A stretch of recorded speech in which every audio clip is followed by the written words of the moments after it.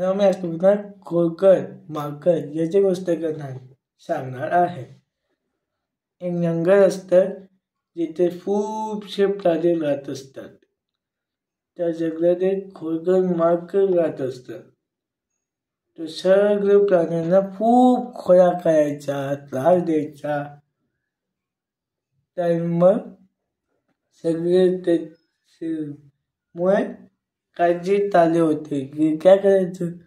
एक दिवस तर तो उंदराची जो शेपटी असते त्याला पकडून खूप हलवायला लागतो, ज्याच्यामुळे ते किंचाळा लागतो उंदीर.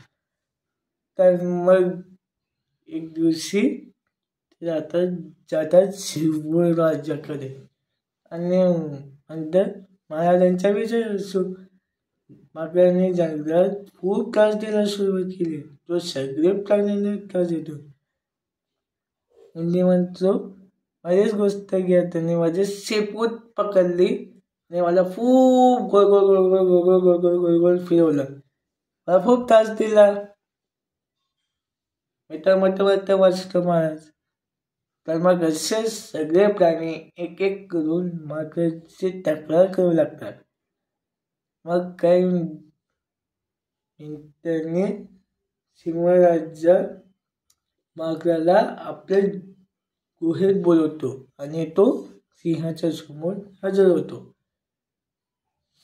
सिंहराजा म्हणतात माकडाला, माकडा, मी तुला पहिल्यांदा पण सांगितलं होतं की तू आता आपल्या खोड्या आता बंद कर, नाहीतर मी तुला शिक्षा करेन. तुला काही जगू समजत नाहीये. तू सगळ्यांचे जो खोड्या असतात त्या कारण त्रास देतो. जर का तू खोड्या थांबवल्या नाही तर मग मी तुला याच्यासाठी शिक्षा करेन. तर मग आणि सिंहराजा म्हणतात, दुसऱ्याकडे केळीचे सारे टाकलेस, जर कोणी घसरून पडलं असताना लागलं असतं तर. माकड म्हणतो, ठीक आहे महाराज, आता मी पुढच्यापासून काळजी घे. पण माकडाची खोड्या काही कमी होत नाही, तो अजून खोड्या करायला लागतो. तर मग सिंहराजा परत त्याला आपल्या गुहेत बोलवतो आणि म्हणतो, माकडा, मी तुला आधी पण सांगितलं होतं की आता तू आपले खोड्या बंद कर, नाहीतर मी शिक्षा करेन. तुला काय जगू काही समजतच नाहीये आणि मी याच्यासाठी तुला शिक्षा करेन. मग काय म्हणतो, नको नको महाराज, मला शिक्षा नको करू. तेव्हा सिंह महाराज म्हणतात की आजपासून तुझी ही शिक्षा आहे की तुला जंगलातून बाहेर काढण्यात येत आहेत. जर तू जंगलात राहिलास नाहीस तर कुणाला त्रासही देऊ शकणार नाहीस. तर मग सिंहराजा त्याला जंगलाच्या बाहेर यायची शिक्षा करतो. मग माकड एका जंगलाच्या बाहेरच्या झाडाला लागतो. एकदा तो झाडाला बसून उड्या मारत असतो, तेवढ्यात तो बघतो की सर्कसवाले जंगलाचे राजा सिंहराजाला पकडून घेऊन चालले. हे दृश्य बघून तो लगेच ससा आणि उंदराला आवाज देतो आणि बाहेर बोलवतो. ससा म्हणतो की अरे, तुला तर जंगलातून बाहेर काढून टाकलं होतं, मग तू कसा आला रे परत जंगलात.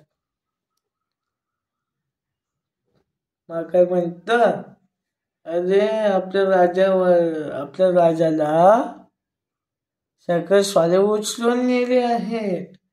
मी आज सकाळीच बघितलंय. आपल्याला आपल्या राजाला सोडवायला पाहिजे, नाही तर ते आपल्या राजाला सर्कसमध्ये बंदी बनवून टाकतील. माझ्याकडे एक उपाय आहे, चला चला मी रस्ते सांगतो तुम्हाला. मग ससाने मग त्रास देऊ लागतात.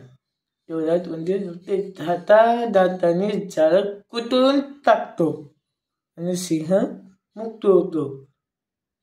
सर्कसवाले विचार करतात, अरे, मी तर इथे एक सिंहाला पकडलं होतं, आता तर हा सिंह आपल्याला खाऊन टाकणार, पळा इथून पळा.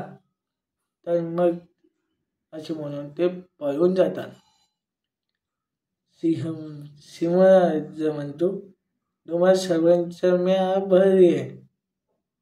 मला माफ कर माग, मी तुला शिक्षा केली आणि तू सुद्धा परत वाचायला आलेला आहेस, म्हणून तू परत आपल्या जंगलात जाऊ शकतोस. कुटुंबाचा सदस्य म्हणून परत तू जंगलात जाऊ शकतोस.